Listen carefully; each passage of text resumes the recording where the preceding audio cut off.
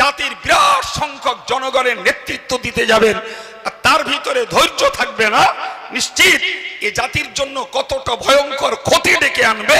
যদি অধৈর্যশীল নেতার পিছনে XYZ অবুঝের মতো কেউ ছুটে থাকেন, তাহলে সেই পরিণতির অপেক্ষা করুন যে জাতির জীবন বিপন্নতায় হাবুডুবু খাবে।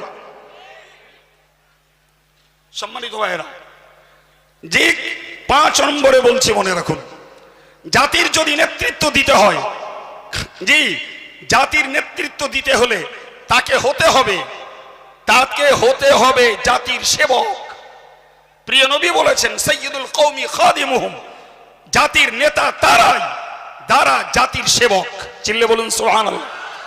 তাহলে জাতির জন্য সময় দেব, জাতির জন্য জীবন দেব, জাতির জন্য আমি পয়সা দেব, জাতির জন্য আমি আমার সময়কে উৎসর্গ করব, তবে তো জাতি আমাকে নেতৃত্ব দেবে। কথা ঠিক না ভুল? হ্যাঁ, রাসূলের ভাষণ, জাতির নেতৃত্ব যদি দিতে হয় তাহলে হতে হবে জাতির খাদেম, জাতির সেবক। কিন্তু আমি খাদেম হব না, আমি গদিতে বসবো, জাতির কাছ থেকে নেব, জাতিকে দেব না, জাতির কাছ থেকে ড্র করব।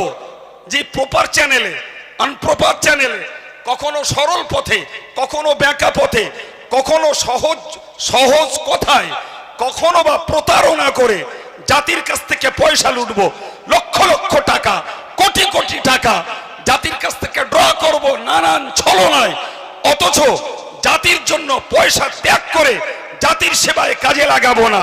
সব সময় হাত নিচুয়ে রাখবো, হাত উপরে করব না। এ ধরনের ব্যক্তির দ্বারাতে জিন্দেগিতে কোনোদিনের পরেও জাতির উন্নতি সম্ভব নয়, বরং এদের নেতৃত্ব মানে এই জাতিকে এরা শোষণ করবে।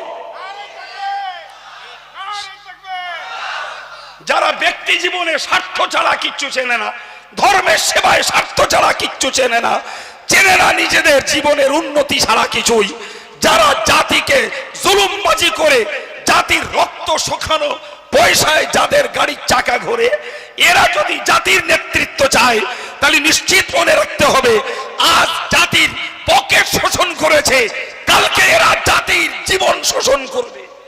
নারে তাকবীর, নারে তাকবীর, যারা মুফতি সাহেব।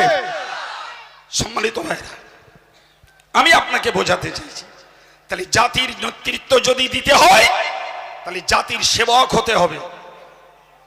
কথা বলেন, বিশ্বনবী